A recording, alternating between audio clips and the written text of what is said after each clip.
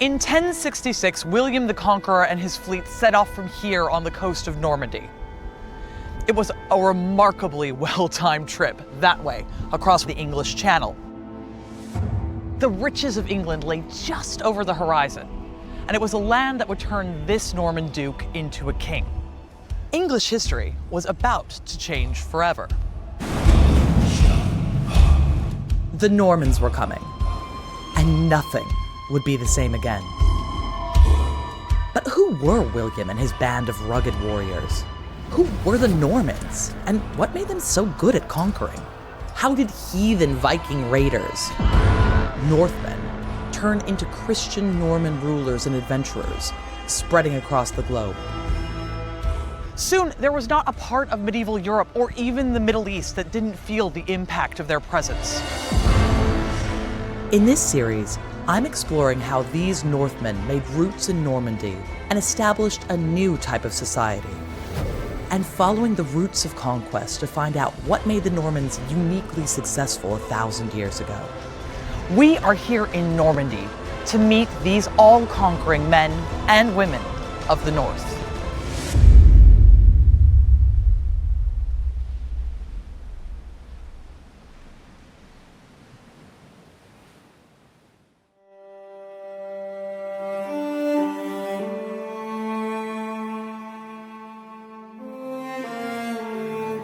This part of northern France has always been a prosperous area. The Romans and later Germanic tribes were attracted by these riches. From the 5th century, this area then fell under Frankish control, culminating with the great European empire created by Charlemagne. Look at this absolutely luscious Norman countryside. It's incredibly fertile, and it's not just a great place for crops, but it also grows the most important crop in the Middle Ages, sheep, who are covered in wool. In a world before indoor heating, sheep and their wool mean riches, and it keeps people warm. So not only is this a wonderful place for agriculture more generally, it's a great place to be a shepherd. This means wealth and power. The Merovingian dynasty, which controlled the Frankish kingdom for centuries, took a shine to this fertile and connected area and its abundant resources. They called it Neustria, and established royal residences and monasteries across the land, including one of the most famous of them all. The medieval pilgrims struggling their way across these windy tide flats were on their way to what they called St. Michael in Peril of the Sea. But today we know it better as the magnificent monastery of Mont Saint-Michel. The Abbey of Saint-Michel, holding relics of the Archangel St. Michael, was established just off the Frankish coast in the 8th century. It soon flourished as a place of prayer and pilgrimage.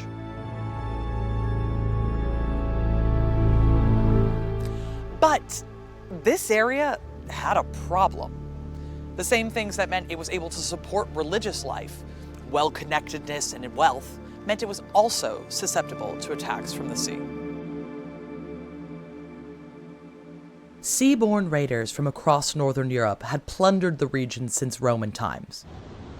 But in the late 8th century, it was about to get a whole lot worse. Now there was a new threat from Scandinavia, the people we call the Vikings. Through the 8th century, they increasingly came into contact with northern European kingdoms, trading and raiding. With their formidable longboats and surprise attacks by sea and river, the Vikings sailed far and wide in search of wealth and power. But the place where the Viking story had some of its most dramatic beginnings was northern France. The rich land, cities, and great rivers were a magnet for the Vikings. So we are here in Rouen on the banks of the Seine. And from 790 onwards, this was essentially a highway for Vikings. Now, before this, the Vikings had already been raiding up and down the coast of the North Sea. But by 790, they set their sights on the Seine because this is an incredibly fertile and wealthy part of the world. So from 790, the locals essentially have to put up with summer being the Viking season. And yes, you've got a great farm, but at any moment, a band of warriors might come burn it down and enslave you. It's testament to the fact that this is an incredibly rich place to live, and it's worth putting up with this kind of terror. From 841, the Viking raids intensified in Normandy. The town of Rouen was plundered and burned. The Vikings encroached further and further down the Seine, and in 845 they reached Paris. At the siege, Ragnar Lodbrok, the Viking hero, led the Northmen to plunder and occupy the city, withdrawing only after the Frankish king Charles the Bald paid a ransom, the first Danegeld tribute collected from the Franks. By the mid-9th century, Viking incursions are just a facet of life in the lower Seine Valley. If you live here, you know that in the summer they're going to come. But by 851, something changes. Instead of returning to Scandinavia in the winter, the Vikings decide they're going to overwinter here. Suddenly, Vikings aren't something that you put up with in the summer. They're here to stay. And it didn't help that the Franks were at war with themselves. Charles the Bald took the reins in the westernmost Frankish kingdom, but had to fight his own aristocrats as well as the Vikings. Northern France was there for the taking.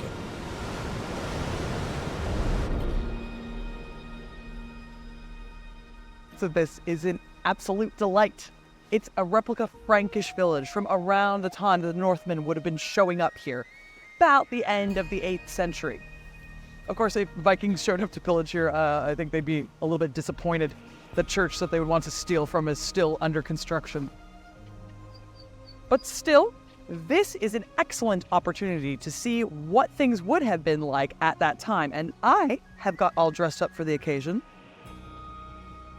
To really understand the remarkable success of the Vikings, we've got to examine their most precious weapon, the Viking longboat. Oh, wow. Yes. That is just incredible. Yeah, we are really proud of this one. I can imagine. We would like to row with it. I'm meeting with Mehdi Safer, whose team at Park Ornevik constructed a longboat using the tools available to the Vikings. So I think it's fair to say that the Viking longboat is really the most impressive piece of tech about these people. So how do you make an incredible ship like this? First of all, I think the boat should be made with the keel, which is like a spine for the boat. After that, we will start to make stems. All the strength of those boats, it's what we call clinker built. It means that the first planks will be set on the keel and overlap each planks, which allow us to have a strength boat, and then it will be also very light. So it's the best way to make a Viking ship. After this, we also have a mast, which allow the Vikings to also make sail, which allows them to go very far, like America, or even further on the east until the Volga River.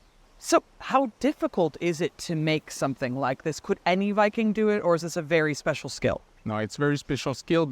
First of all, they will use oak trunks to make almost all parts of the hull. They will take the trunk and then they will just cleave the wood in some pieces, almost until 16 pieces.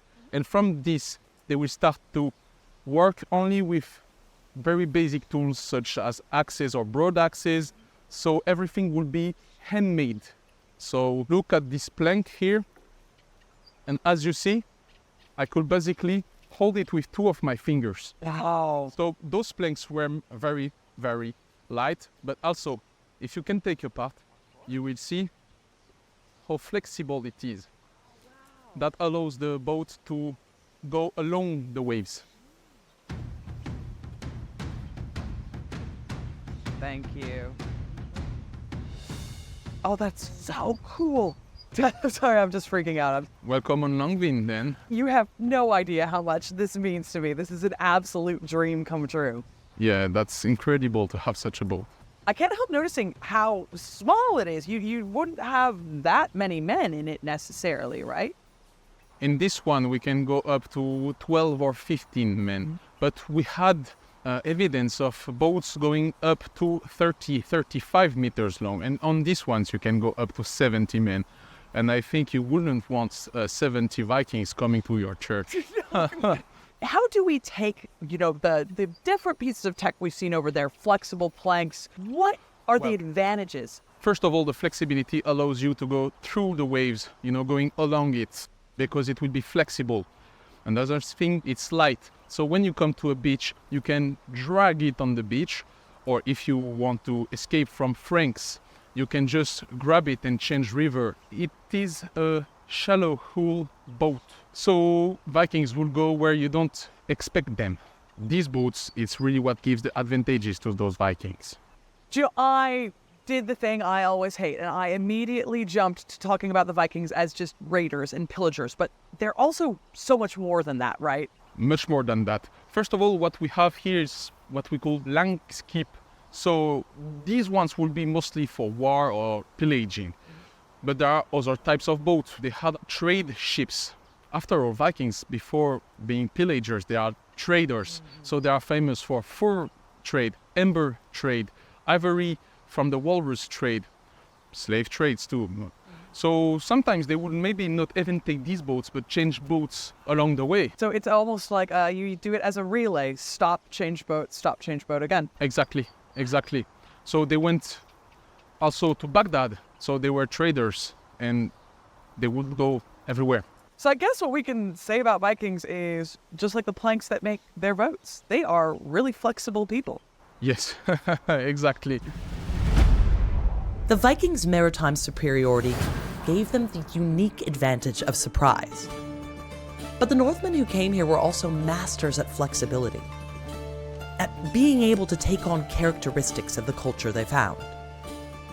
Moving on from the Frankish village, I'm exploring Park Ornevik's Viking village to see how local culture developed.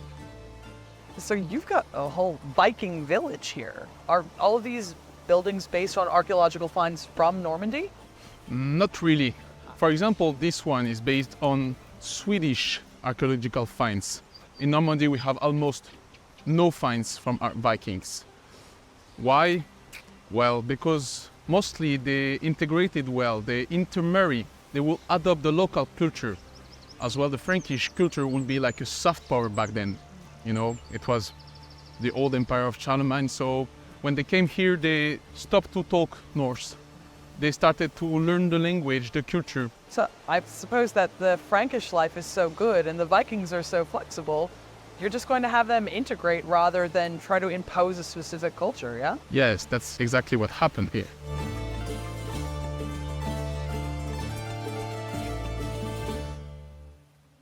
As the Vikings encroached further into Neustria and began to overwinter here, monastic communities were increasingly terrorized. In 847 AD, they pillaged the original abbey at Mont Saint-Michel. Then, they turned their attention inland to the great religious houses along the Seine Valley, places like the great monastery at Fontenelle.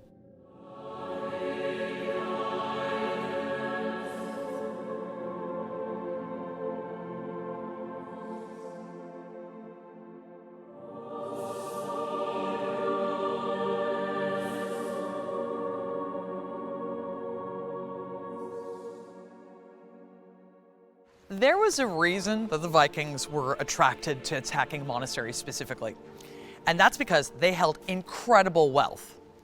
They also knew that the monks had taken vows of nonviolence, so if they were attacked, there was nothing that they could do. Further, because Vikings were pagan, they didn't really care about offending the Christian god by attacking his houses and stealing all his wealth. It was a recipe for disaster. The monks of Fontenelle have left a remarkable record of the events in the 850s. No monastery was safe from the Viking attacks. They laid waste all the monasteries and other places along the banks of the Seine, or else took large payments and left them thoroughly terrified. Viking forces active in the region repeatedly passed within striking distance of Fontenelle on their way up and down the river. The monastic community here at Fontenelle would bear the brunt of several of these Viking attacks. The first occurred in 851 in October, when the Vikings sacked it, stealing all of the treasure and terrorizing the monks. Not content, 89 days later, they returned.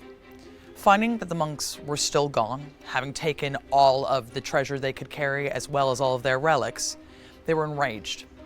They burnt the monastery to the ground.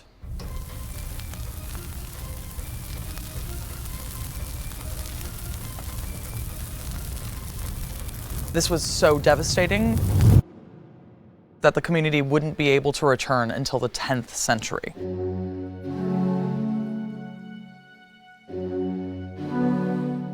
The monks record their sense of terror as the Vikings destroyed their sacred home, even taking the holy relics of their patron saint. Out of fear, and due to the oppression of these execrable heathens, the sacred bones and blessed ashes of the honorable confessor of Christ, Wandrille, having been disinterred from their tombs, were carried away from the monastery of Fontenelle. Fontenelle is one of our best sources for information about what living with Viking raids was like.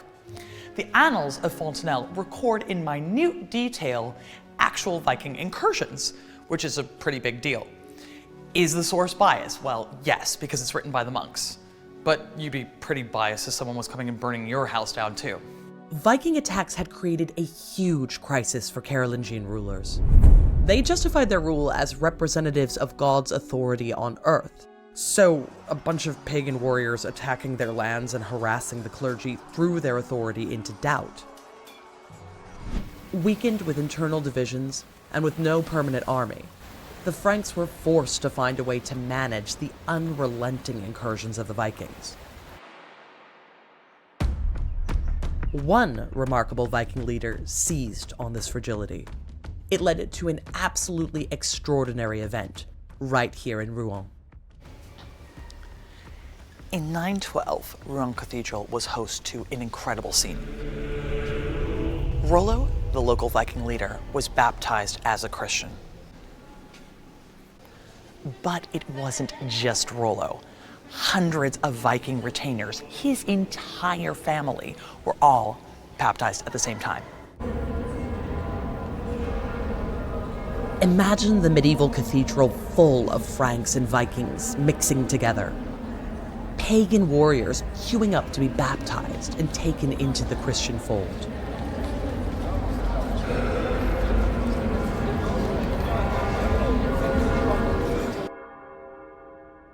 And this is a powerful symbol. It means that they mean to stay and integrate with the local area. They're not going to be fighting with the local French people anymore. As a part of this, Rollo also took a new name. He became Robert. He was named after his godfather, Robert II, who was the Marquess of Neustria. And again, this underscores the fact that they mean to be something entirely new. They're not just a bunch of Norse Vikings anymore. These are local people with a local religion, local names, and possibly new local customs. Rollo, in taking on the name Robert and embracing the Christian church, became the first leader of Normandy. But how did this Viking leader and his band of marauding warriors get to this remarkable scene in Rouen Cathedral? He was already well known in the city, and not in a good way. Rollo's story began 36 years earlier when, as a pagan Viking, he besieged and took Rouen from the Franks. Rollo is arguably one of the most important Normans to ever live, but paradoxically, we don't actually know that much about him until he comes here to Normandy. In the 11th century, people are saying that he was a Danish nobleman whose brother had got in trouble with the king and who fled here. A century later, people are saying that he was actually Norwegian and was a dignified nobleman who came here to conquer what he could. By the 13th century, the Icelandic saga of Snorri Sturluson says that he was Hrolf the Walker, a man so large that he couldn't ride a horse. Now, these are all light on actual facts, but what it shows us is that Rollo was an important enough person in the Middle Ages that if they didn't have facts, they were willing to make them up. This myth-making is as important to medieval people as any dates or names are to us. Rollo's real-world adventures here began with violence. He took on the local ruler and besieged Rouen, virtually flattening it in the process. Hungry for more, Rollo took part in the siege of Paris in 885, and then captured Bayeux. Rollo was skilled with the usual Viking tools of violence and chaos, but he also cultivated the local nobility, and even married Papa, the daughter of a French noble. Her exact parentage is uncertain, and may have been invented to legitimize their son, William Longsword. Her rather sweet statue, made much later, still stands in Bayeux.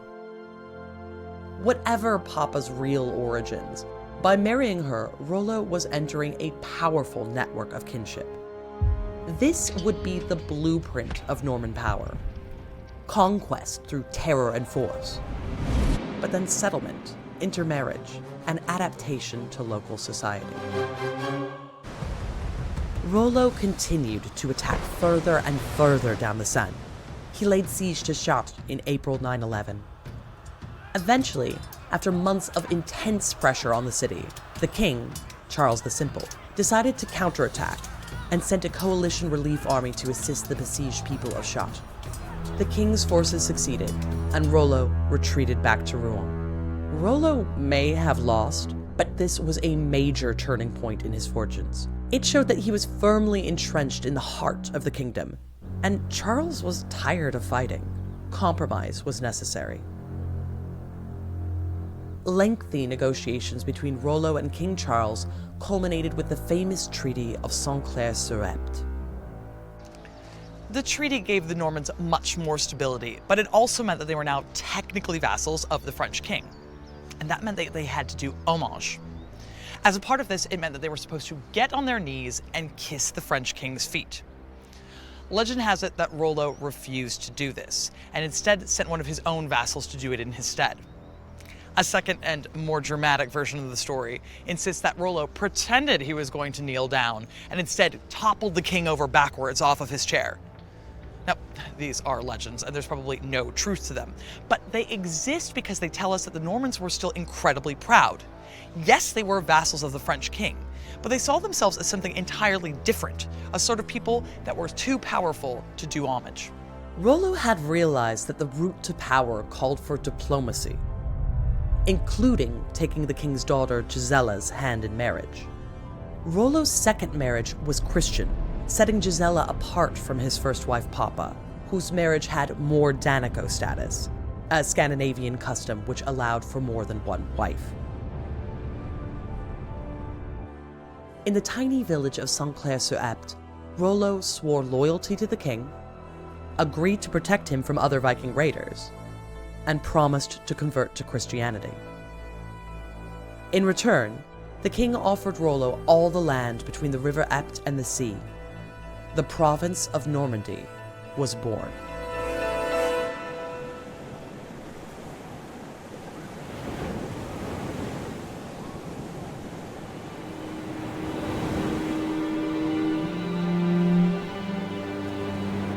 Rollo's baptism in 912 AD was a key step on his integration into the Frankish world. And there's written evidence from just a few years later that backs this up. I'm meeting historian Pierre Baudouin. So what's very interesting about this is that ordinarily with Viking settlements, I expect less written documentation and more archaeological evidence, but you actually have some written evidence to show us, don't you? Yes, there is a diploma that is a royal acta of Charles the Simple with the first document who mentions Rollo and his companions. And the documents are they written in 918. So it's the first written evidence of Rollo. And so what it said, that the Abbey of La Croix-Saint-Lefroy is given to the Abbey of Saint-Germain-des-Prés, but this abbey had been given to the Norman of the Seine, that is Rollo, and his companions for the protection of the kingdom, pro tutela regni. So that's amazing because it shows us that already at this point in time, Rollo is integrated to the point that the king understands him as a protector. Rollo, the former pagan Northman, but now newly baptized, was now trusted by the king in Paris to protect great Christian sites. the Viking was fast becoming a Norman. Rollo's mass baptism marked the beginning of a complex process of Christianization for the Vikings in Normandy. To understand more about the importance of Christianity to the first leaders, I'm meeting Professor Leonie Higgs. So I think arguably one of the most important moments in the history of the Normans is this conversion of Rollo to Christianity. But how much can we know about this really? Is this something that is entirely pragmatic and political, or is this something that is genuinely spiritual? The short answer is we can't be certain that it's something that he's doing out of faith. So one of the ways in which Vikings, Northmen, whatever we want to call them, are made acceptable is to suggest, well, we will, yes, give you some land, but we want something in return, which is for you to convert. So that's, if you like, the diplomatic, political aspect of conversion. But what we do know is that after Rollo was baptized, following the Treaty of St. Clair-Sept, he did make donations to the major Norman abbeys. And we also have indications that towards the end of his life, or during his life, he ransomed captives who were Christians. Rather, one of the chroniclers says, Chaban says, before he would have beheaded them. Okay. But now he ransomed them or set them free because that was the right thing to do. But what we can say is that certainly the dukes, or the counts of Rouen, as we should call him in this early stage, did take on the board that being a Christian was something you should at least seen to be and seen to be doing the right things. And I think we need to think of this as a process. So he might be, well, I think this is a good idea, so yes, I'll be baptized, and then gradually faith deepens. So it's very much a process. So the longer these people spend around churchmen and hearing sermons and so on, that the faith sort of deepens. We can never get in anybody's heads as historians. We do have a slightly different take on it. So Archbishop Guy of Rouen, Guy writes to the Archbishop of Reims and said, I've got a problem. I've got these Norsemen that have settled in the Seine Valley. This is in the first decade or so of the 10th century. They've converted.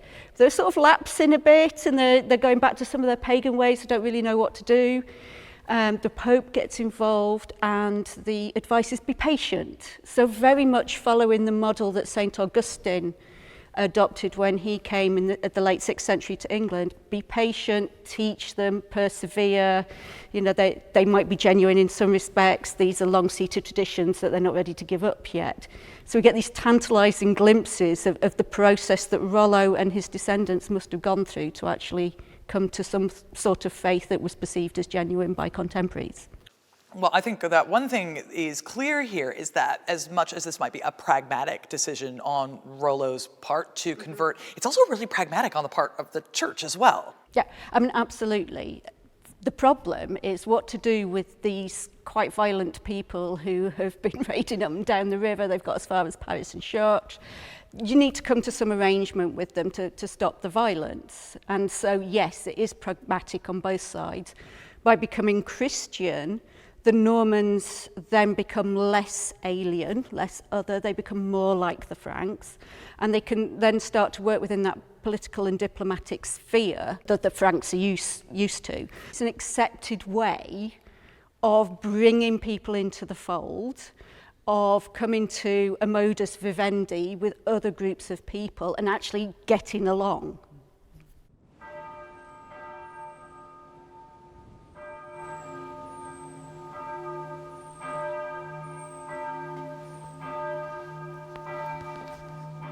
As a band of Viking pirates became a new and settled political force, this also meant embracing a new religion.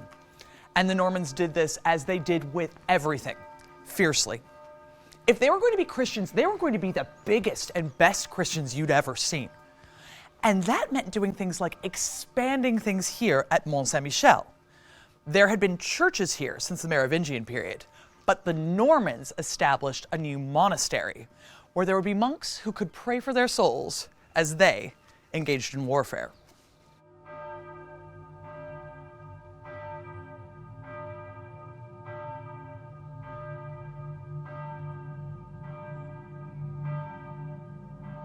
But how was there even a church here for the Normans to expand on in the first place? After all, the Vikings had been raiding up and down the coastline here for centuries. Well, locals attributed the protection to the intercession of Saint Michael the Archangel, who this church is named after. Saint Michael was the leader of God's army. He was responsible for defeating Satan in the war between the angels and the rebel demons. This fierce and warlike approach to Christianity would have really appealed to the Normans, who saw themselves not just as Christians, but defenders of Christianity against the Norse pagan Vikings. Rollo was revered for turning the Viking Northmen into Norman Christians. When he died, he was buried in Rouen Cathedral, the site of the pivotal baptism which cemented the place of the duchy in the Christian European world. A later version of his tomb is still here. This is Rollo's tomb. He was buried here in Rouen Cathedral, the same place that he was baptized, which is a really explicit statement about his connection to the place and his conversion to Christianity. But we don't actually know when Rollo died. We know he was certainly dead by 933. This is just kind of a guess based on when he drops out of records. However, by this point, he'd already passed on power to his son, William Longsword. And William integrated really well into the line of succession. His mother was a local. He was born a Christian, so he had nothing to prove. And things passed on really smoothly. And that's really testament to what Rollo was able to achieve. His son was accepted as a ruler, and it's because he'd created something very new, a Norman dynasty.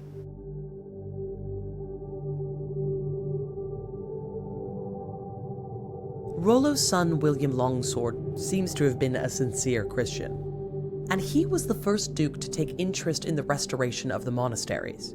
He expanded his border westward, and was able to give the canons of Mont Saint-Michel several estates in Auvergne. The monasteries were a kind of insurance policy, religious castles where the monks engaged in endless spiritual warfare against Satan on their behalf.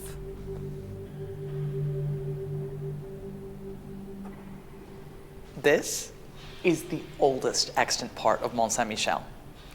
Built in the early 10th century, and it's a wonderful example of what we call Romanesque architecture, where you get these gorgeous rounded arches.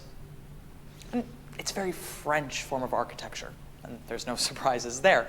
When the Normans became local, they wanted everyone to understand that they knew what a church looked like. They were building Frankish churches because they were a new type of Frankish person. And not only did they build churches, they built the best and most beautiful versions of them. They weren't just some Vikings fresh off the boat from Norway. They knew what it meant to be a Frank.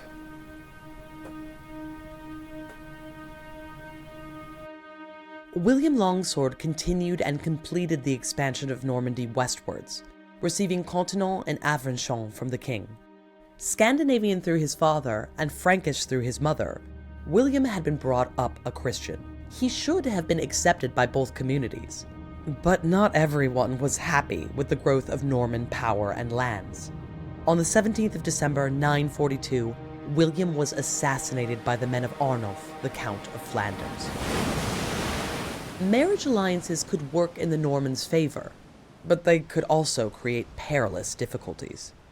On the one hand, you can convert and you become in the same religious, cultural, political milieu as the people that you're living among. But if you start marrying them, you form very strong political alliances. You've got friends on your borders that you can call on. There's that expectation then that you're not going to be fighting with, say, the Duke of Aquitaine or the Duke of Brittany. William Longsword marries Leada of Vermandois. The problem comes, Arnulf Flanders is actually excluded. He sees himself as excluded from this series of marriage alliances. So instead of having a nice ally on the northeastern borders of Normandy, you end up with somebody who is outside this sort of charm circle of all the marriages that William's making. And Arnulf possibly feels left out of these connections and sees other nobles profiting in alliance with the Normans, and so this might be one of the reasons, as well as the expansionist nature of the Normans, that leads to William's murder.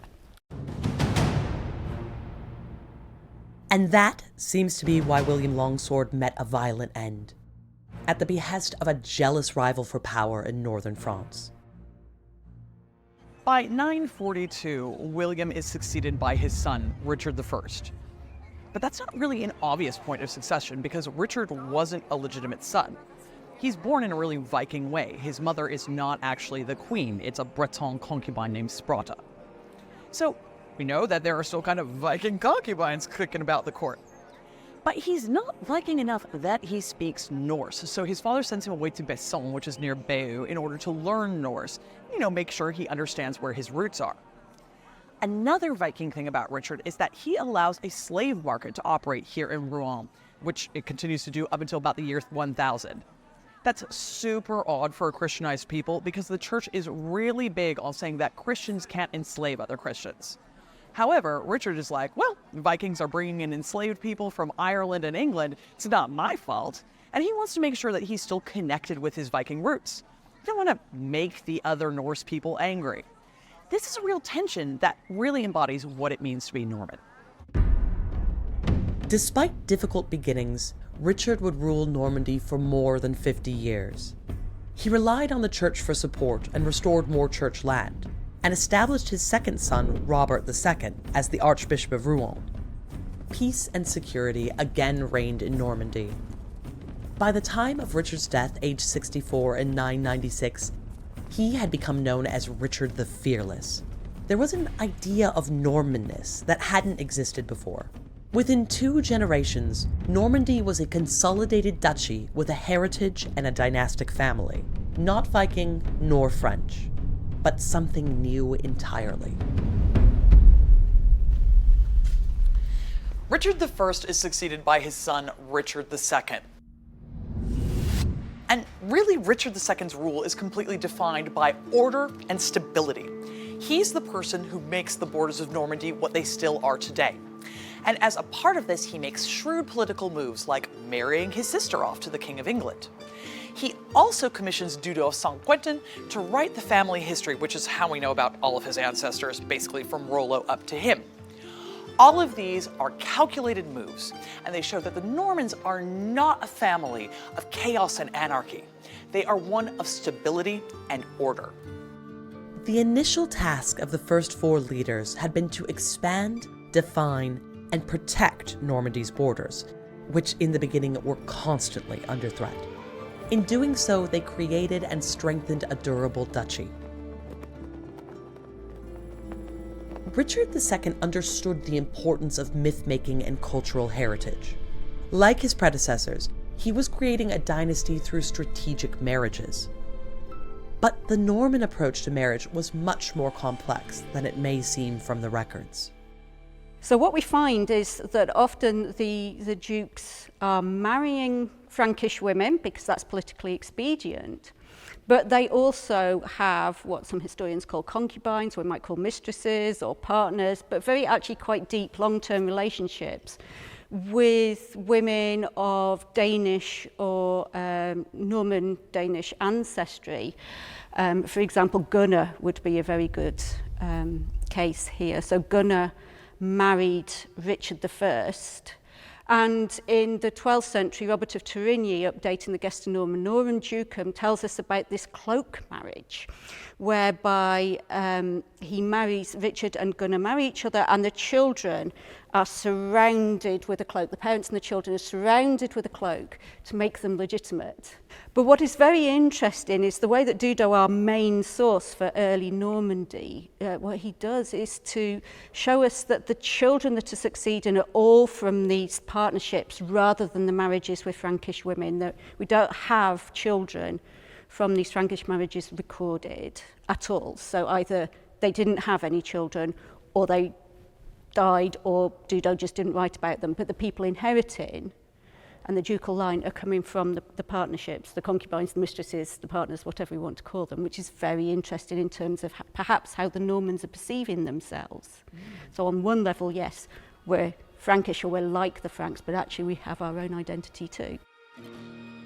Gunnar was a remarkable Norman woman. She was mistress, then wife to Richard I, and functioned as regent of Normandy during the absence of her spouse.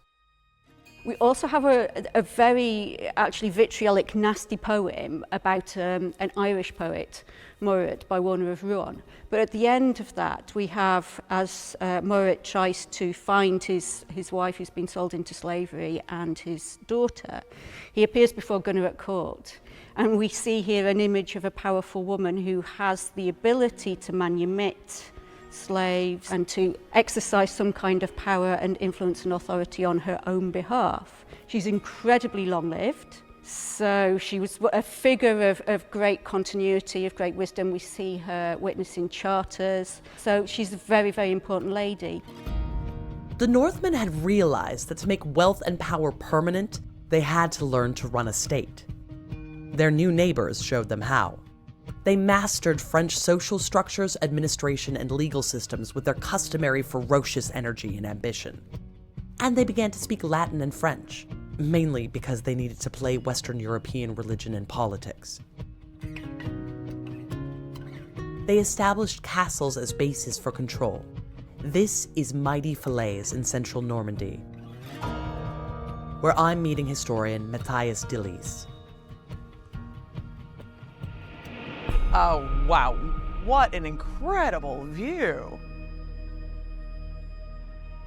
Well, here we are on the stunning walls of Falaise Castle, and can you tell me when this incredible building was founded?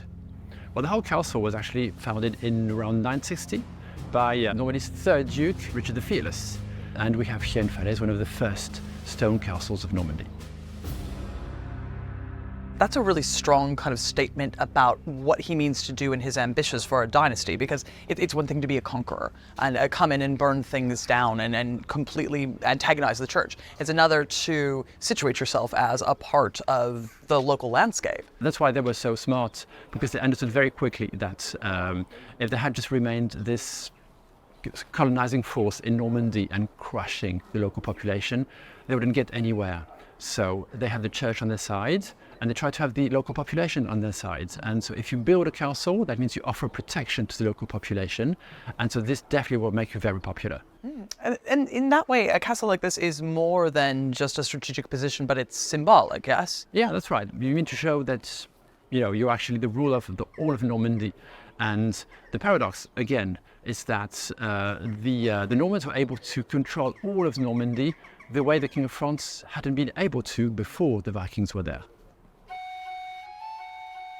The Normans here at Falaise were part of a culture rooted in order and permanence, but they didn't completely lose touch with their Viking past. Any attempts to revolt against the new order were brutally repressed. And, as with any noble family, factional feuds were rife. There is a lot of infighting. So one of the challenges of a duke would be to make sure that he could control quite a rowdy bunch, because they were former Vikings, so they definitely were not choir boys. And eventually you get to this point where there are questions of succession as well, right? You can be a bit more Norman, but the way Vikings come to power could be sometimes fighting your own brother over who is going to be the ruler, yes? And so, now family is going to be very important, the lineage. There's going to be a lot of drama, and sometimes even mysterious deaths will happen, and suddenly a brother will take over. But one of the biggest cold cases, right, this comes to us from 1026 and kind of coalesces here, doesn't it? So we have Robert the Magnificent, who was count of a little area next to Falaise, and there was a bit of a spat between him and his brother, Richard. Robert decided to stay in the castle, and Richard then besieged the castle here. After quite a lengthy siege, eventually Robert surrendered to Richard, and then Richard married the daughter of a king of France. It made him really very sort of officially legitimate in Normandy, and then banquet, and he dies right after the banquet. So who knows what happened? I guess we'll never know. Richard III's brief reign from 1026 to 1027 highlighted the tension at the heart of Norman society. Normandy was a fractious place. After Richard III's mysterious death, his brother, Robert I, became Duke. He may have come to the throne through fratricide, and from this context, the most famous Norman of all was born.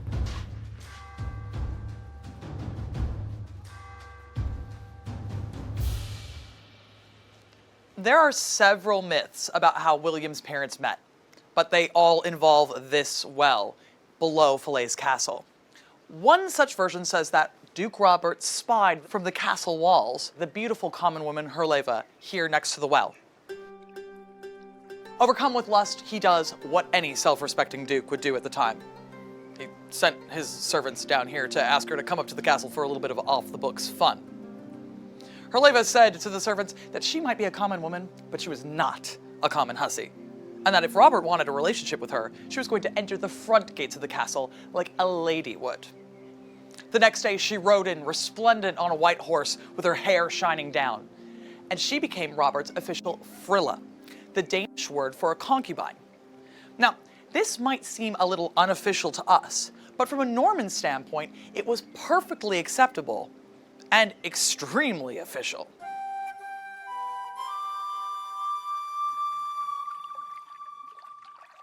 When Robert and Herleva met, the course of French and English history changed. The child conceived in this meeting, William, will come to be known as the Bastard. But his origins were understood differently by contemporaries. So now we tend to talk a lot about the fact that William is born out of wedlock. We talk about how he's called William the Bastard. But at the time, that wasn't really that unusual, was it? No, absolutely not. Because most of the Norman aristocracy at the time was born out of wedlock. So, William the Bastard, yeah, so what? We are all bastards, essentially. That's what it means. So it wasn't really something that could be held against him. Probably what the Norman aristocracy would hold against him was that his mother was not from the aristocracy. She was probably accepted by most people at the time. The church probably frowned upon that, but the church was very flexible at the time. Matthias reflects on the speed of the Viking transition into a Norman identity. But we can imagine that after that generation, Norman dukes would no longer speak really Scandinavian, and that's when there's going to be really like a huge rift between Normans and Vikings. We can really fairly suppose that there was a bit of contempt between Normans and Viking Scandinavians. The Scandinavians would, they would actually see the Normans as former adventurers who had settled and then were farming the land. So not romantic at all. And then the Normans would actually see the Vikings as those pirates, pillagers, pagans, not worthy of respect at all. So there was really this sort of clear separation now between Norman identity and Scandinavian identity. So on the one hand, you've gone soft, and on the other, well, you're a Viking. Yeah, exactly. But the smart thing is that those new Normans would actually still incorporate parts of their own culture and combine it with Frankish culture. And that's how Norman culture was invented, and that's why it was so powerful. Down the generations, the Normans will end up dominating almost all of the Kingdom of France, so that's how they were successful. And of course, as they were Vikings, they would settle elsewhere, for instance, in the south of Italy and Sicily as well, and they founded a kingdom there. So if you find Normans everywhere in Europe, it's because they exported their own culture in sometimes the most unlikely of places.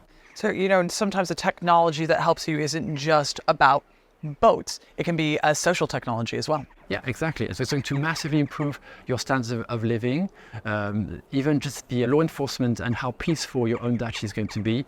And we have to really remember that 11th century in Europe is a brutal environment. There is only one area that is fairly peaceful, that's Normandy.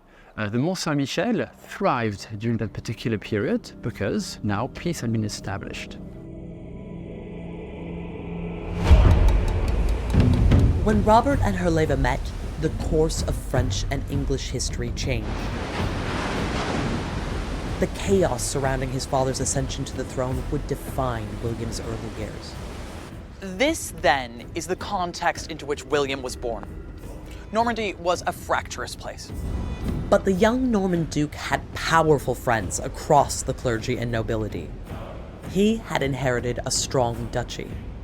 The Normans had combined Scandinavian seafaring ways of war and the Carolingian continental tradition of organization and strength. They had created something potent and new. Relative internal stability enabled them to turn their ferocious appetite outwards. Norman sights would soon be turning north. In the next episode, we explore William's precarious childhood and early military experience. By 1066, the Normans were hungry for more land and power.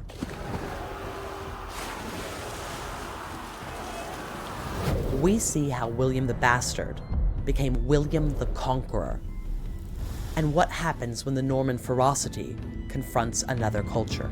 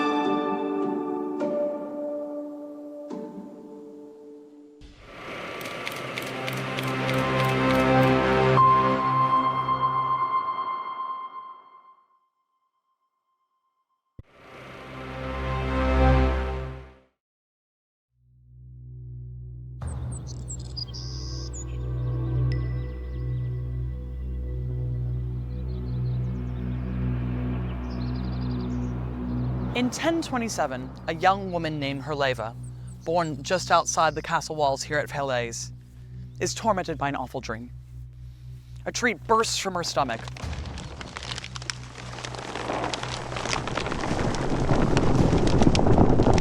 Its branches overshadowing Normandy and eventually all of England. This dream is a myth, and one that's recorded about 100 years after Herleva lived. But it contains a seed of truth.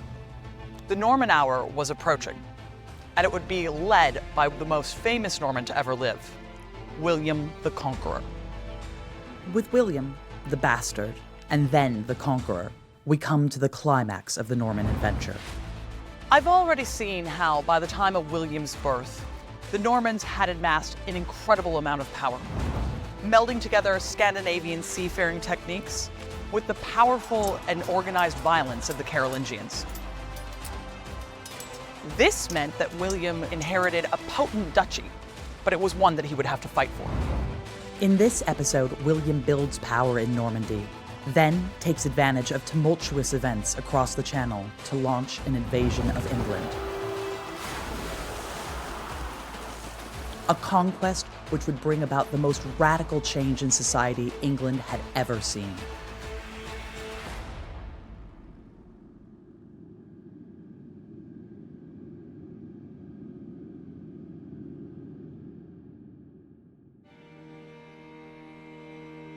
William's father, Robert the Magnificent, was sixth in a line of Norman dukes, which had begun with Rollo the Viking. Robert came to rule the duchy in 1027. He had a taste for adventure. His thirst for spiritual inspiration led him to pilgrimage in the Holy Land.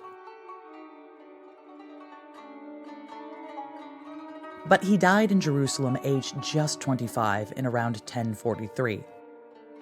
He'd left the duchy in a disastrous state, and his young heir, William the Bastard, was immediately in danger.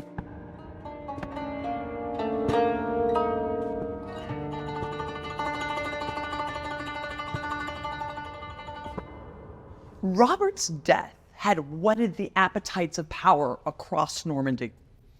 And this meant that William had a very precarious childhood. He comes into power very young. We think about 7 years old. And as a result, he's put under the governance of several tutors. Now, I say several tutors because being William's guardian was an incredibly dangerous job. And 3 in total are killed while trying to look after him. This is so incredibly violent that several myths spring up about it, including that he's hustled out of castles in the middle of the night, dressed as a commoner, and sleeps in peasants' houses, only to have a tutor killed in the same bed. Young William sheltered from jealous rivals here at Falaise Castle. I'm meeting historian Matthias Delis. So for a young child, 7, 8, to see that his own tutors would be killed before him would have a traumatic effect on his psyche, and it probably made him grow up much faster than he would have. It sort of desensitized him in a way, but he also had a keen sense of recapturing things that had been taken away from him, because he spent his childhood basically seeing other people taking things that belonged to him. And so, you know, the name the Conqueror. But we could also call him William the Recapturer, because he spent much of his life recapturing what had been taken away from him. William survived the murder attempts of his early years, although they left scars on his personality. By late 1046, William had come of age and was ruling over the duchy in his own right. In that year, several of his opponents joined forces, led by Guy of Burgundy, and plotted to remove the young duke from power. They attempted to capture William in the middle of the night at Valognes. The story goes that a jester warned William of the attack. He galloped at top speed throughout the night to take refuge back at his birthplace at Falaise. And he was able to successfully escape his assassins. I suppose it's something to be said for the safety that Falaise offers as well as a castle. That's right. Strong castle walls, strong castle, so this was a place where he would definitely feel at home and feel safe. William's deep knowledge of the landscape of Normandy had spared him, but the threat to his rule was growing. He faced a rebellion of nearly half his subordinates. So, William rode directly to the French King Henry's court in Poissy, where he reminded the king that a revolt against his faithful vassal was a revolt against the king himself. It might seem odd, because only a few years earlier, Henry had been attacking the borders of Normandy. But William has made a very shrewd political move here. See, he's calling into question the entire system of vassalage. As the king's vassal, he has every right to present himself and demand protection. If Henry says no, then what's the point of being a king's vassal anyway? The pressure was on King Henry to keep the structure of the feudal system in place and to support William against his cousin Guy of Burgundy and the rebel forces. William and Henry combined forces and rode out to meet the rebels on the plains to the southeast of Caen. Now, we don't have super great records about exactly what happened there. Our best come from Wass's Roman de Raux, and according to him, a certain rebel named Ralph Tyson decides at the very last moment to switch sides. He brings with him about 400 men and 140 cavalrymen. This makes an incredibly big difference. The rebels are pushed into the River Orne, and many of them drown because of the weight of their armor.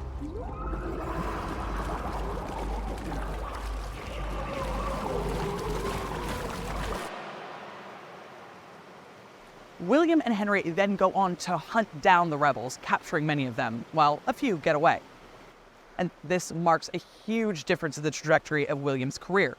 For the next few years, he'll spend his time hunting down various rebels and securing his borders. Even 3 years later, in 1050, he besieges the castle of Guy of Burgundy, taking the castle and exiling Guy. We learn a little bit about William's personality here. This is a guy who can hold grudges.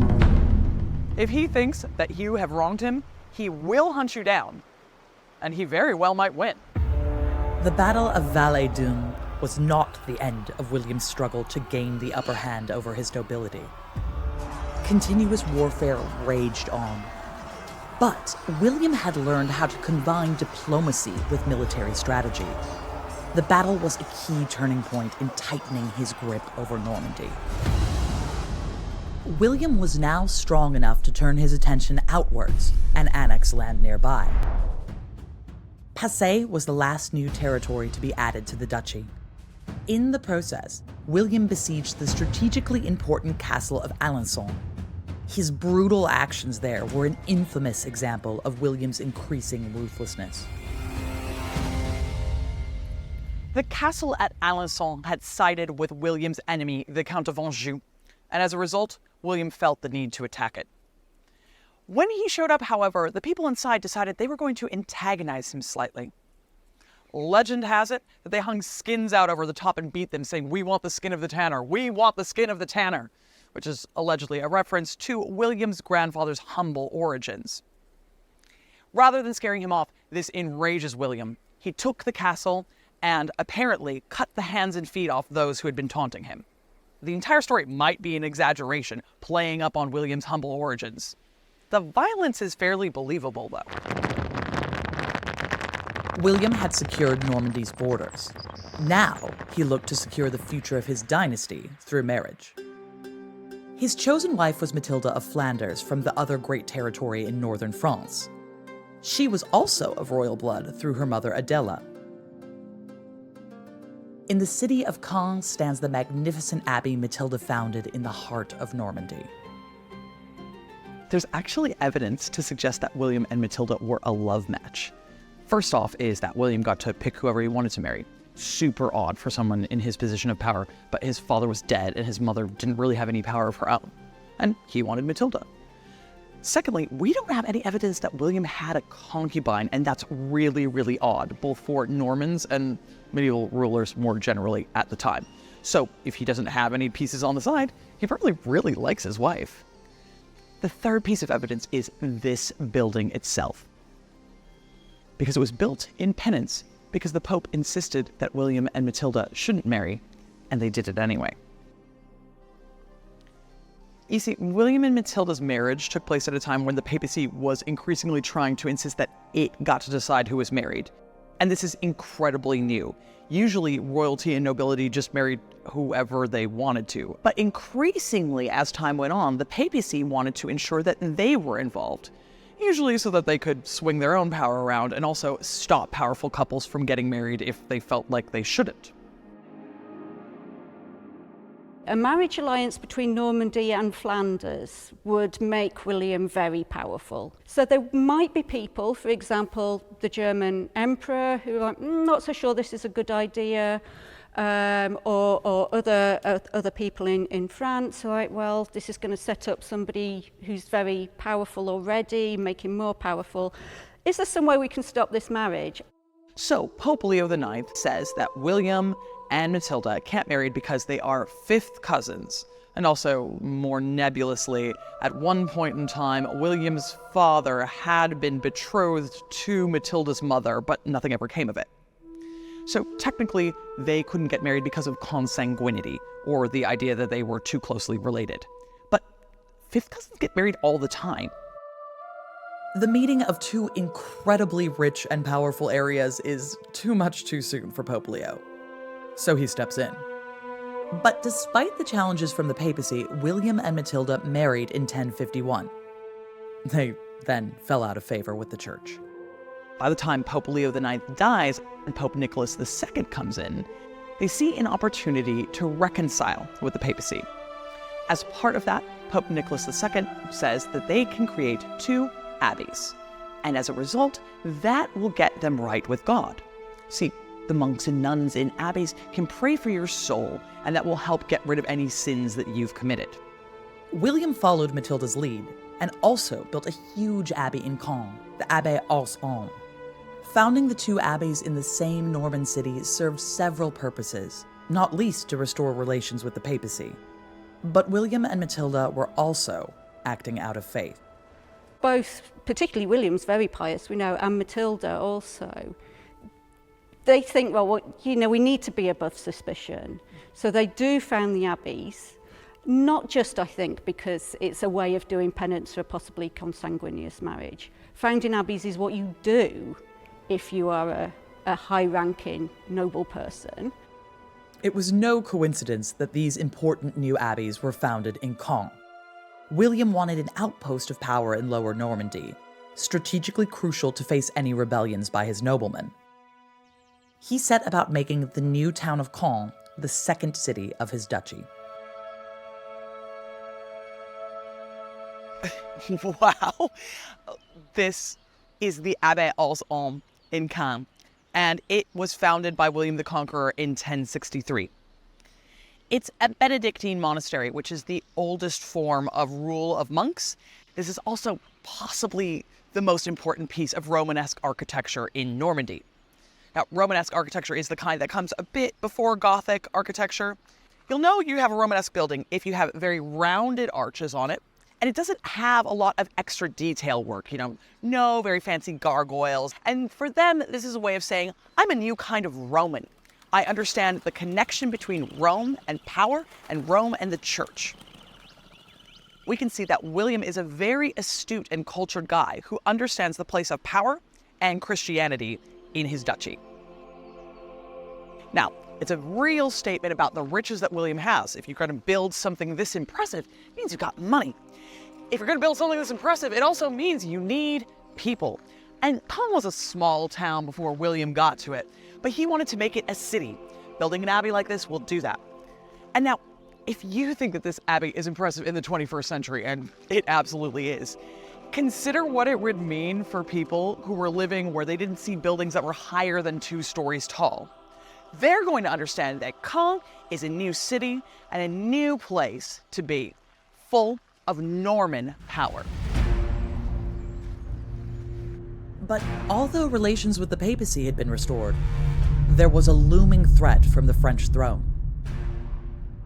King Henry I of France, William's former protector and ally, was worried about William's growing power and took advantage of any opportunities he could find to support William's rivals. This monument of a Norman helmet and shield marks the bloody spot where it all came to a head. By 1057, tensions between the French throne and Normandy had come to a head, and it happened here at Varaville. King Henry's men bypassed the town of Caen on their way to attack Normandy's capital, Rouen. They wanted to put an end to William's ambitions once and for all. They were forced to take the one road open to them near Varaville. This trapped them into a tight formation between a lagoon and a marsh. As the tide rolled in and King Henry's men were split in two, William took the opportunity to pounce. He ambushed the men and massacred half the king's army. The king could do nothing. He was reduced to contemplating the disaster from a nearby hill. It was a complete disaster. This put a complete end to all of Henry's ambitions for Normandy. 2 years later, he would sign a peace accord with William and die. Normandy was officially secure. Varaville marks the point where real Norman independence began. William had cut his teeth in the relentless defense of his territory, and Normandy was never invaded again in his lifetime. Now that he was in firm control of his homeland, it was time to look outwards, across the sea. While William was busy strengthening his rule in Normandy, a succession crisis was brewing across the Channel. It makes up some of the opening scenes of the great piece of Norman propaganda that was created in the following decade. We know it as the Bayeux Tapestry. The King of England, Edward the Confessor, had no natural successor. In 1064, he sent his brother-in-law, Harold Godwinson, a supremely wealthy nobleman from the House of Wessex, to Normandy. Harold's visit is shrouded in mystery. Some accounts even suggest he was shipwrecked on the French coast and taken prisoner.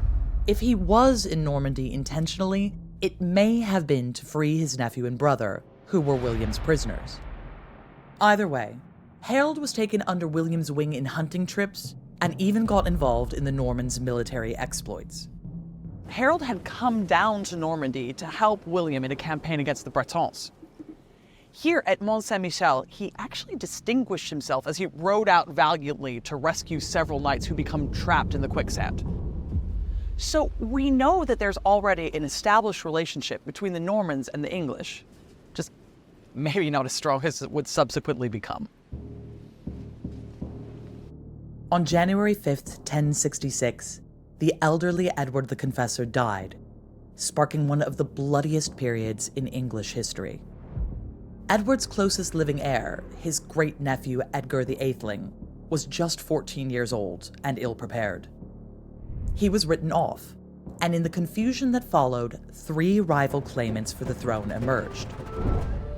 Earl Harold Godwinson, the powerful Earl of Wessex, brother-in-law and friend of the late king, He claimed that Edward the Confessor named him as successor on his deathbed.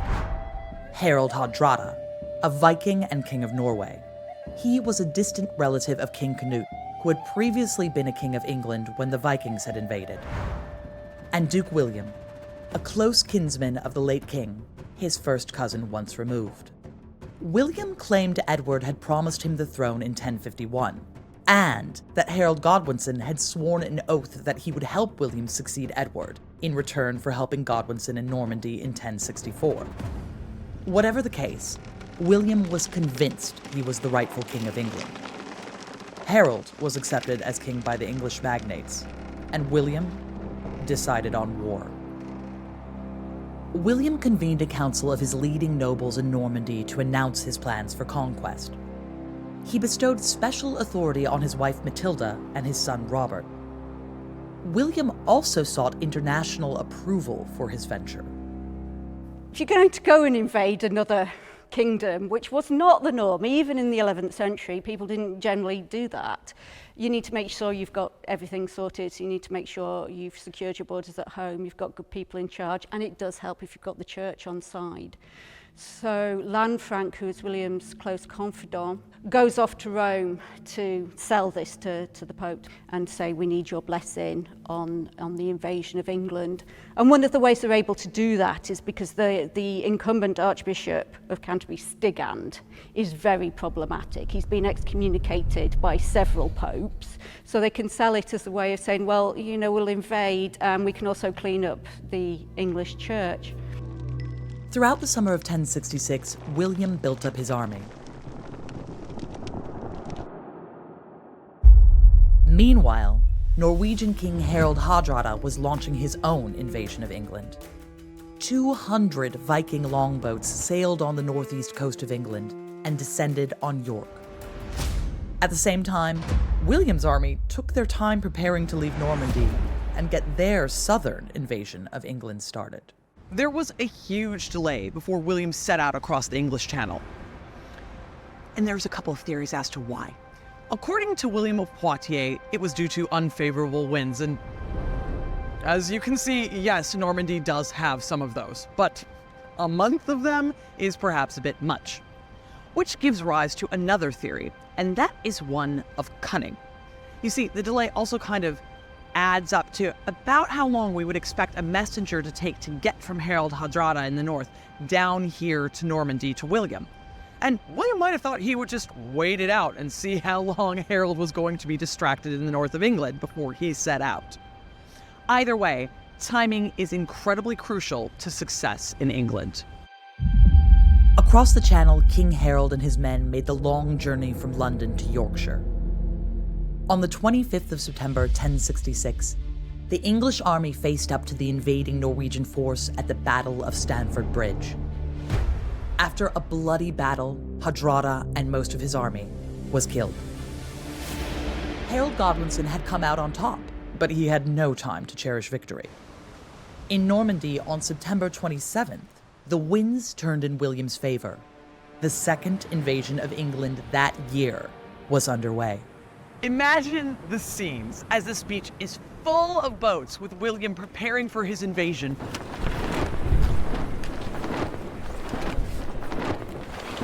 But what would have been really weird was the number of horses that you would see here.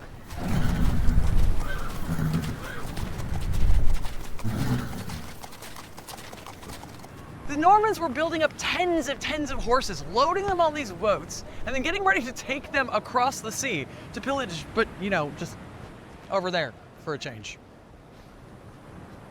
William embarked his army and set sail.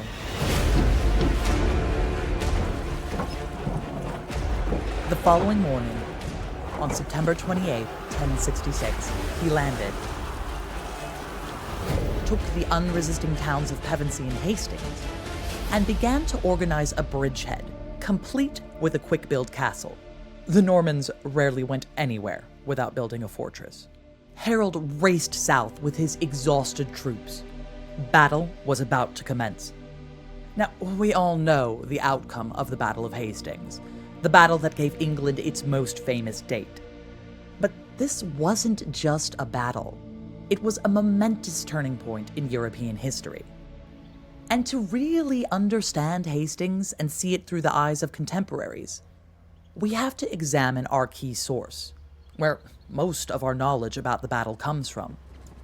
The incredible Bayeux Tapestry, probably commissioned a decade after the battle to embellish the newly built Bayeux Cathedral. I've referred to it before, but there's nothing like seeing the real thing, up close and personal, and over 900 years old. I'll tell you this. When you're a medieval historian, you see pictures of the Bayeux Tapestry constantly. When I was first learning medieval Latin from classical, they would put translations of it in front of us so that we could understand the difference. But seeing it in person is so incredibly different. You get such texture from all of the embroidery. The colors absolutely pop.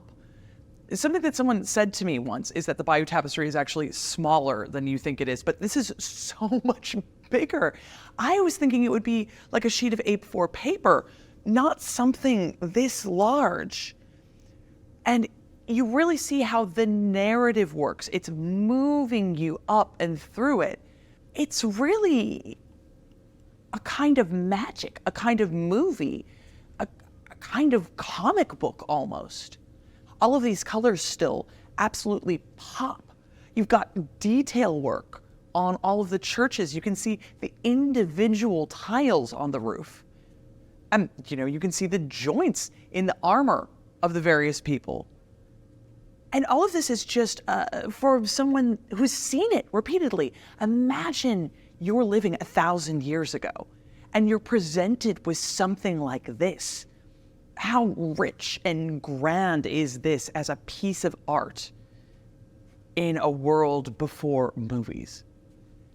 It's absolutely an overwhelming kind of sense of beauty and also technique. The Bayeux Tapestry provides us with a remarkable narrative, illustrating the saga from the initial justification of William the Conqueror's claim to the throne to the ultimate outcome at Hastings. To learn more, I'm meeting historian Martin Bostel. Martin, I suppose the best place to begin is at the beginning. So who do we see depicted here? We've got a lot of named characters immediately. There is a lot of name dropping in the Bayeux Tapestry. Here you have Edward the Confessor, and he's speaking to Harold, his brother-in-law and also Earl of Wessex. And we don't know actually what he's telling him, but from different texts, we can imagine that he sent him to Normandy to speak about his little cousin, William, to promise him the throne of England after Edward's death. So we have also a lot of interesting animals along here. Medieval people, they love to put a symbol in a border. There is a lot of symbol in the Bayeux Tapestry. So here you can see the raven, which is on the top of the tree, and also the fox under it. And you can see the cheese, which is the goal of the two animals between them. So we don't know who is winning. So I guess that this is a little bit of foreshadowing about what's about to happen. Yes, of course. Oh, so the ships are arriving. They've gone to Pevensey. Yes. And now we're in England. Yes, and we are in Hastings. It's written here, Hastings. Yeah.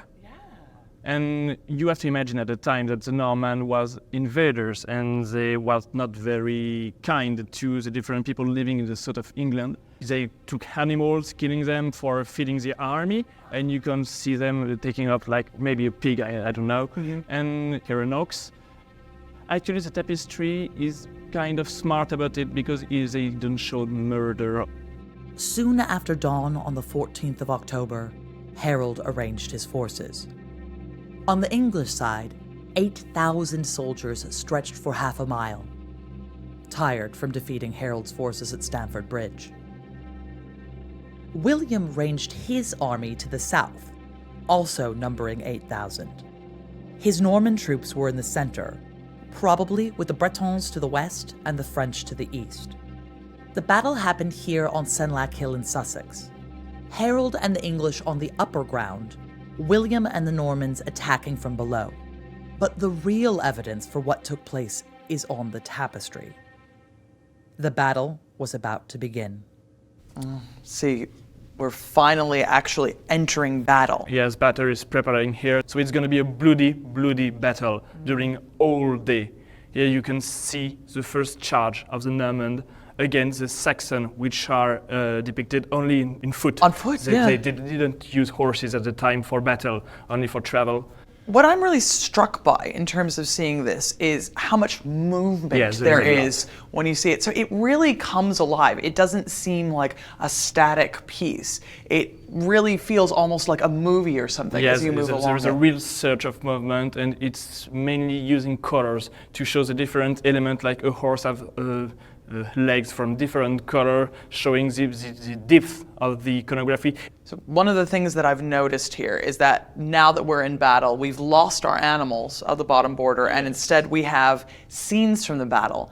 And here it seems things are getting pretty decisive. You know, we've got people with their heads cut off. Here we have corpses whose armor is being looted. So it seems like the tide is really turning here. Yes, the tide is turning here. And from the first attack of the battle, there is no animal on the lower border, only the victim of the battle, to show what a bloody mess it was at the time. The battle raged on all day. Imagine the grim scene. The hillside slippery with blood and littered with bodies, arrows, and broken weapons. The fear of the surviving combatants, and the commanders shouting to rally their exhausted forces. With the autumn daylight fading, the Normans made one final effort to take the ridge. By that time, Harold's 2 brothers and other English commanders were almost certainly dead. Then came the decisive moment. And here we are arrived nearly at the end of the battle, in the famous scene where Harold is going to be killed, and it's kind of a mystery of its own. In the construction of the scene, you can saw just before the death of Harold that there is a character holding a stick with an animal, which is a wyvern, which was at the time the symbol of the House of Wessex.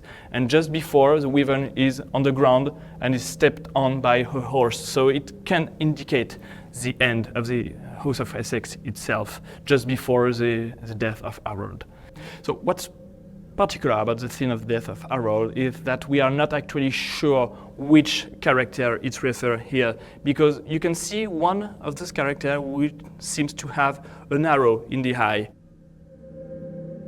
But just after, you can see a character which is sliced on the knee, which is the version of the death of Harold. So we don't know which of those characters are Harold, and maybe it's both 2 versions of the death, depending of what was said at the time. Maybe he was struck by an arrow, then sliced by a Norman knight.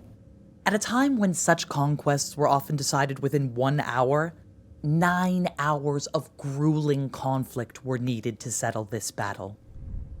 The tapestry depicts this day as the crucial moment of the Norman conquest of England, the heroic scene when a worthy foe was beaten into the ground. But the reality was far different. Winning a single victory in the south was only the beginning of the battle to rule the whole country. The Bayeux Tapestry portrays the whole lengthy conquest project as a single God-given triumph decided on the battlefield. It was pure spin. Where would this be displayed? Who is it for? Who is it talking to? It's actually the whole mystery here. It's talking obviously to a lot of people, both English and French and Norman at the time. But we have to remind us that it's not the reality, but only a propaganda and a selected version of the reality that serve a purpose here. The Battle of Hastings was only the start of a massive upheaval. Work lay ahead for William. He needed to conquer the rest of the country and take his place as king. He marched to secure the strategically important towns of Dover, then Canterbury.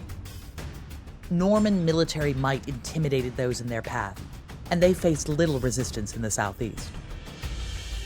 As he marched around London, he accepted the surrender of the Saxon establishment. Stigand, the Archbishop of Canterbury, submitted to William at Wallingford. And at Berkhamsted, Eldred, the Archbishop of York, surrendered. By December, William and his advancing Normans reached the capital, London.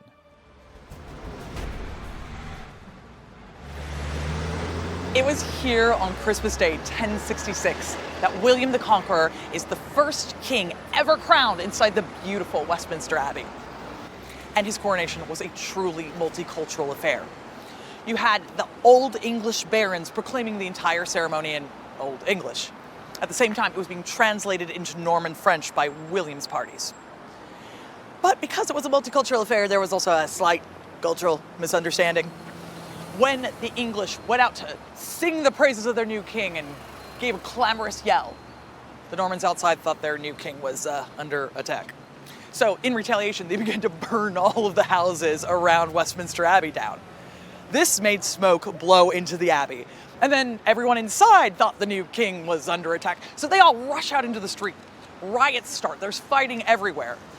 Only William is left inside with the clergy shaking as he's finally crowned king. It's an incredibly interesting portrait of William, because usually we're led to see him as this all-powerful conqueror who comes and takes what is his. But here we see him as an incredibly vulnerable, frightened man. And it shows us that while William may have conquered, he still had a long way to go if he wanted to rule.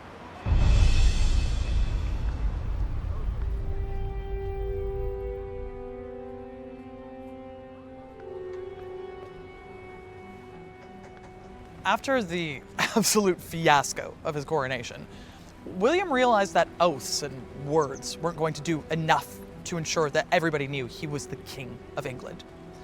He needed something more, a real symbol of his military prowess. And that became the architectural symbol that we now know as the Tower of London.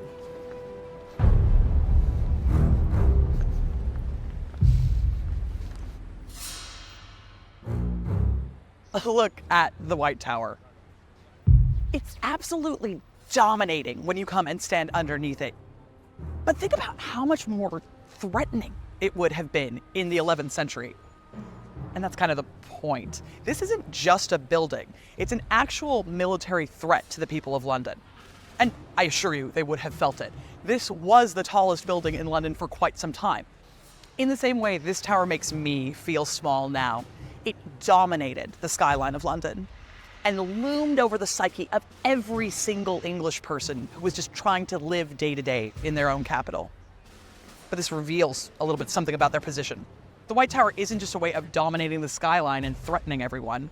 It also shows they feel really unsafe, and they're worried that the English might at any moment rise against them, and they will need somewhere to retreat. We've already seen in Caen how William loved building in stone. Well, he liked it so much, he wanted to import not just the architecture from Normandy, but the building materials too. For me, the most exciting part of the Tower of London is these stones.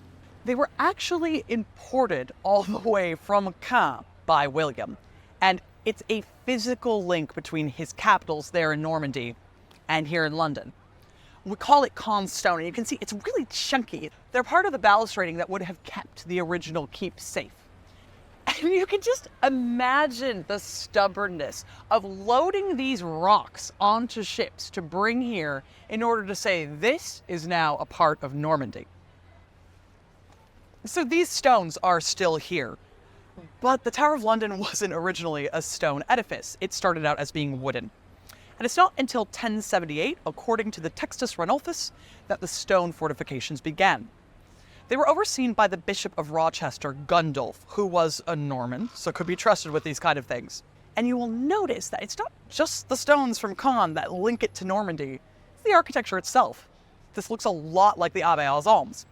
You see these wonderful Romanesque rounded arches over all the windows, and the incredibly simple towers at the sides. It means that William is here as much as he is in Normandy, because we have Norman buildings for Norman rulers. I've come to Rochester Castle, another one of the Norman power bases established early on after the conquest to control the local population. Places like Rochester Castle embedded the Normans in England and enabled William to get back to the continent. Just 3 months after William's Christmas coronation, he was confident enough to return to Normandy. But to make sure he maintains control in England, he does a couple of things. First, he takes noble hostages. They go back to Normandy, they're treated very well, but it's very clear that they're under his control. It's a vague threat. He also leaves Normans in positions of power. Here in Rochester, that's the Bishop Gundulf. He's both overseeing construction at the Tower of London and here. All right, so if what William wants from England is a bunch of money and then to go back to Normandy and build abbeys, what's in it for all the Normans who stay here? The answer is it's also kind of Norman to stay here. They are a warrior culture, and their loyalty is predicated on getting land when they take over somewhere. You can't do that back in France anymore. William needs to stay in good with the king, but you can do it in England. So say you're a Norman without any lands or titles, you can get them here in England. It's better to be rich and in England than back in France with no money. In replacing the English landowning elite and the church elite with his Norman supporters, William embedded a new nobility, whose names, language, and impact would echo throughout the following centuries. Norman castles, huge hulks of stone built to dominate, would change the landscape of England. Nothing like this kind of architecture had existed in England before, so the Normans were at their most distinctive here. I'm meeting historian Mark Morris to understand the roles of castles in conquest. So Mark, here we are in Rochester. There's this incredible Norman castle here. Obviously, they want to secure this area. What makes Rochester so important? Well, it's its position on the River Medway. Since time immemorial, this has been an absolutely crucial crossing point and a crucial point that you want to defend. And this must be the place where the Normans cross the Medway in order to approach London. And very soon after the conquest is complete and William is crowned, a castle would be planted here. So the Normans probably put something here in the autumn of 1066. And then in the months and years that follow, the castle is granted to William's younger half-brother, the notorious Bishop Odo of Bayeux. So he's the person creating the first castle on this site. And then eventually, by the time you get to the 12th century, we get this magnificent great stone tower, the tallest, certainly, Norman stone tower in the British Isles. So obviously this is kind of what we would call a quintessentially Norman castle, but what does that mean? If you've seen the Tower of London, you'll remember the Tower of London is squatter and it doesn't have this extra building sticking out the side, the so-called forebuilding. So if you like, the Tower of London is the daddy, it's the prototype. This is now settling into what I would call an archetype. As you say, it is a very typically Norman building. It's superlatively tall, but otherwise it's got all the kind of features you expect to see of a building of this age. You can see very clearly that it is built with defence in mind, because we start off on the ground floor there, we've got tiny little single light openings, almost like an arrow slit. And then as you go up through the stages, the windows get bigger and grander. So by the time you reach the top floor, they're letting in quite a lot of light. But of course, by that point, you're 80 feet up in the air, so who cares? It is a building built to keep you out. We've got the entrance at first floor level, and now we've got this forebuilding, which you see creeping in the early 12th century. And partly that's to protect the entrance to the Great Tower itself. It's also, it gives you a ceremonial space and a sort of a waiting room for people who are waiting to get into the Great Tower to meet the very important person who's inside.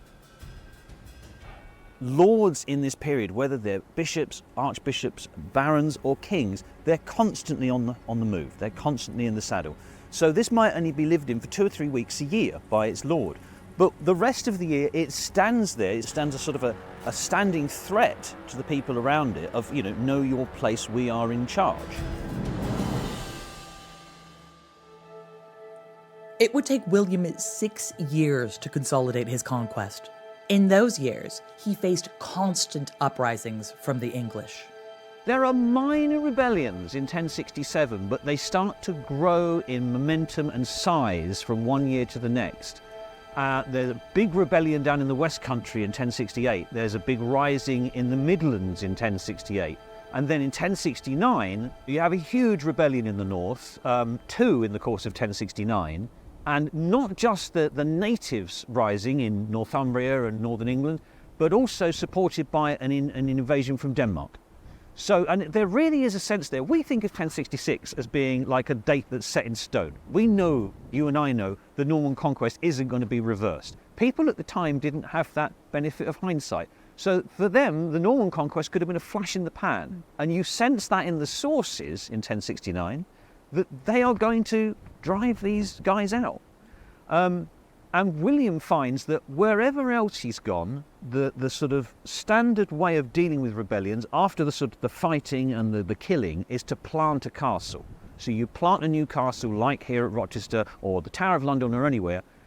In the north, he plants a castle at York, it is destroyed. He plants another castle at York, it is destroyed and overrun. So what do you do in order to stop that? If you can't hold the land, you make damn sure no one can hold the land. You make it, you know, that's the famous phrase, you create a desert and call it peace. 1069 to 1070, William the Conqueror laid waste to the north of England. The Herring of the North is recorded in the 12th century Annals of Durham.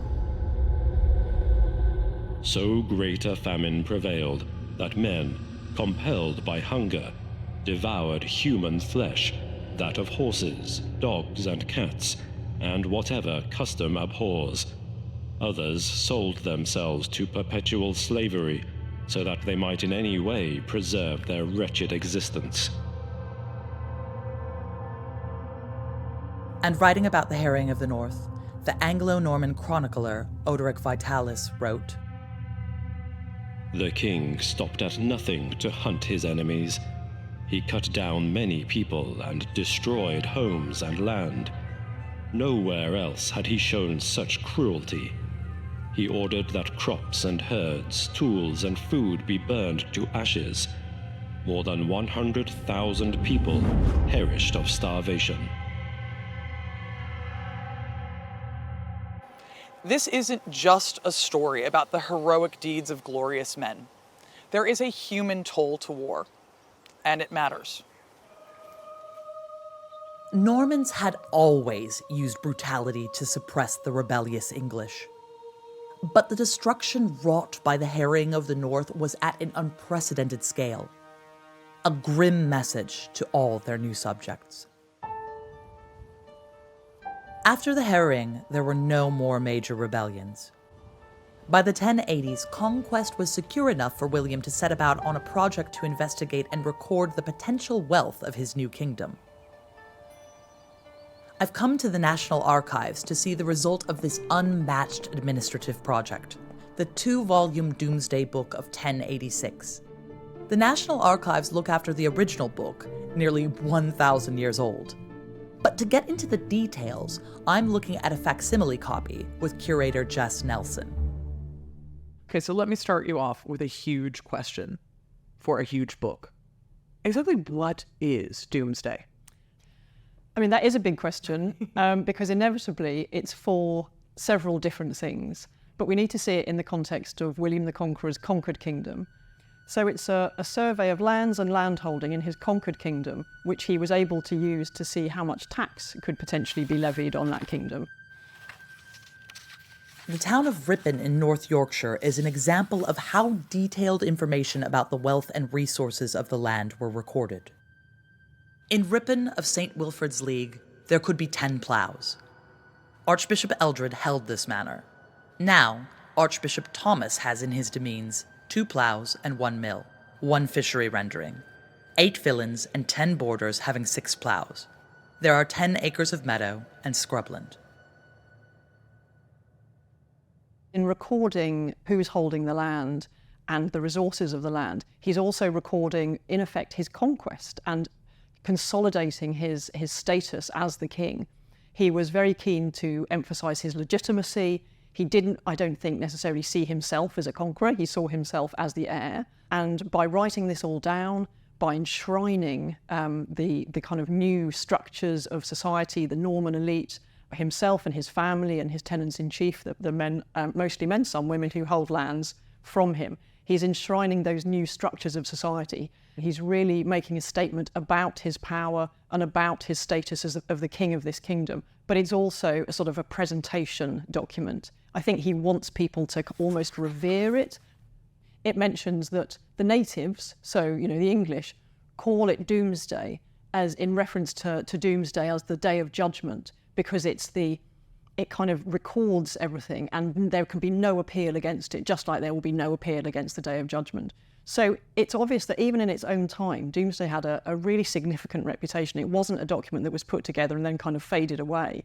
It always had this austere and important and reverential reputation. Well, one thing that I think is quite interesting to talk about, though, in terms of this sort of representing what it is that William intends to do with the kingdom, this is sort of reflected in the way that everything is itemized here, because it's not just that it's saying, oh, this is the entries for Kent.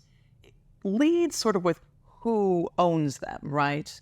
Absolutely. And actually, we should think of it in terms of who holds the land rather than who owns the land, because one of the really important things about the Norman conquest is it sort of brings in this slightly different structure where William, in effect, has acquired the entire kingdom. So he owns the entire kingdom. He holds England of God alone, if you like. And everybody who holds land elsewhere in England ultimately holds it of him. And as part of that, it also kind of positions him as a kind of rightful new King of England, right? Because it gives us not just the snapshot of time when Domesday was created, but before then as well. The survey itself, there was a sort of set of questions that were asked about each of the manors, but it doesn't ask just about how it is now when the survey is taking place. It asks the questions about what the situation was in the time of King Edward, that's Edward the Confessor, and then at the time that it was re-granted, which is effectively at the time of the conquest, and then now, which is at the time of the survey. And it records all those details, but it just records them as the time of King Edward, and then it might use a term like afterwards, and then now.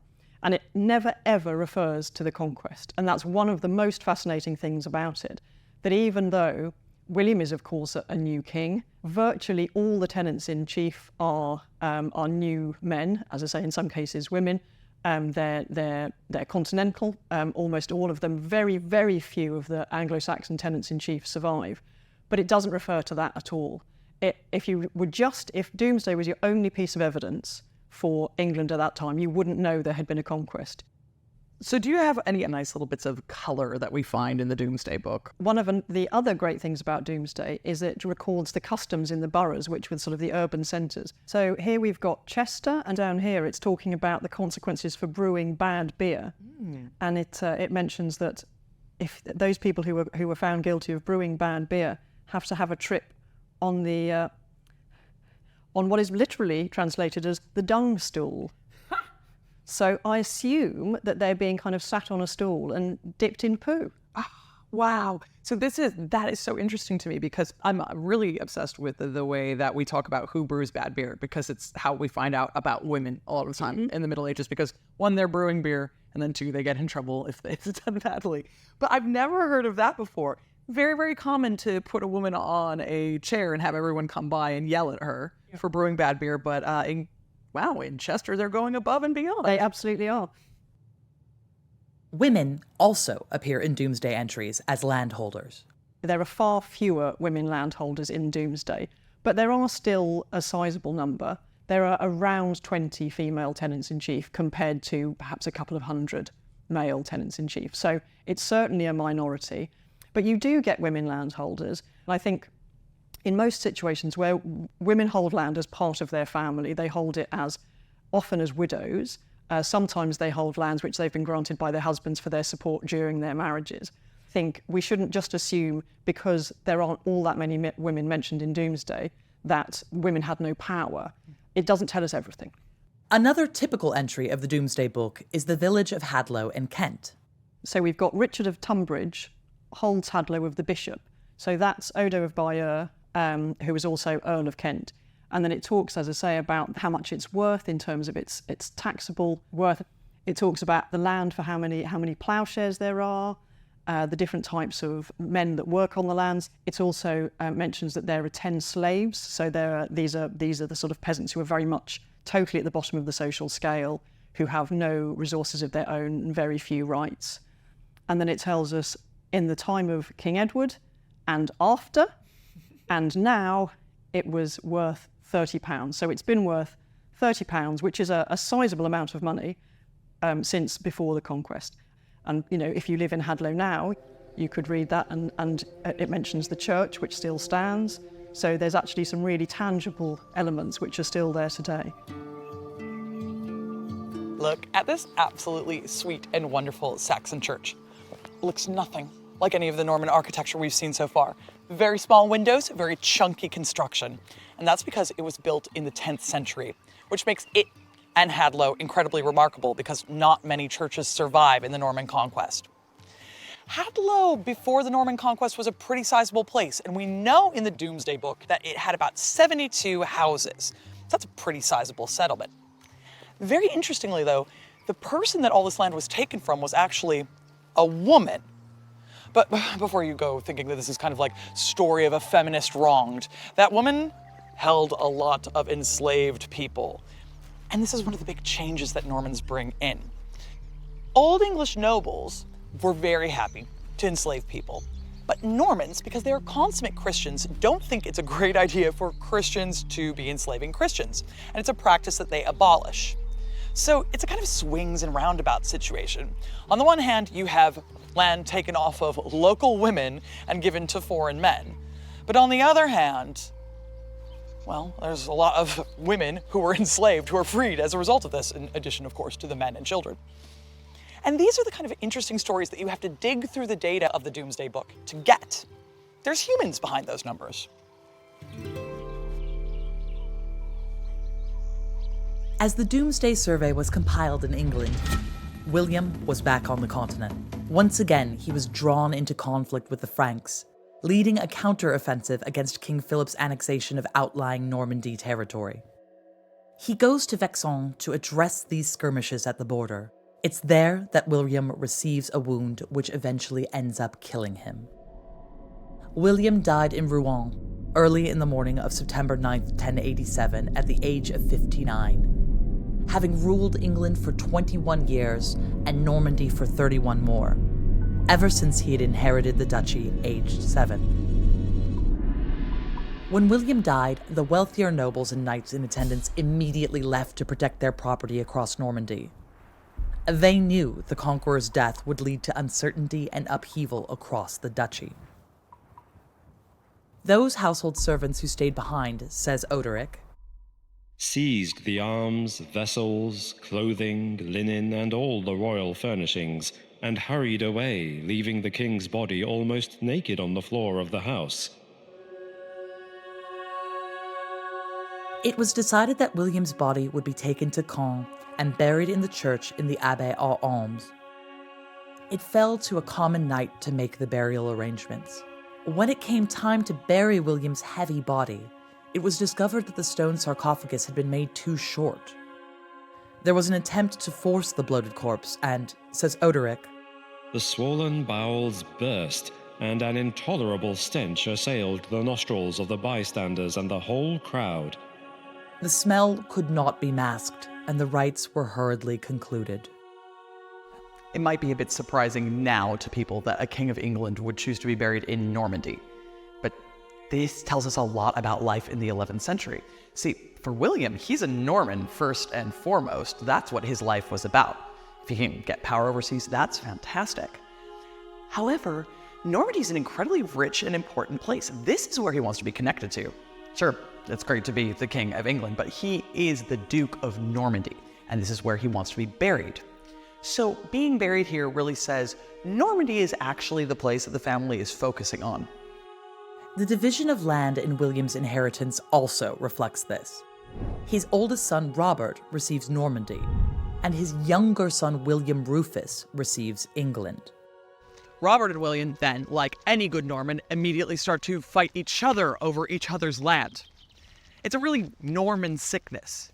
Within this system, your subordinates expect land in return for fighting for you. And this means that boundaries constantly have to be expanded. This always results in violence. Normandy would continue to be of huge importance even further down the line of the Anglo-Norman dynasty. So-called kings of England continued to have their body parts buried in the great religious houses of Normandy, long after William the Conqueror set the trend. I'm in Rouen Cathedral. And this is the tomb of Richard the Lionheart. And this is very, very interesting for our purposes because it shows you that even 200 years after the conquest of England, English kings still thought of themselves as Norman. This is where Richard the Lionheart's heart is buried. And it shows us that he really thinks of himself as a Norman. Sure, he's the King of England, and he would absolutely tell you that. But he spent way more time in Normandy over the course of his lifetime than he ever did back in his home shores. So if you asked Richard the Lionheart, he would absolutely tell you that he was the King of England. But he was also a Norman, and he identified with that so much that this is where he wanted to be buried. The Lionheart's heart would forever be in Normandy.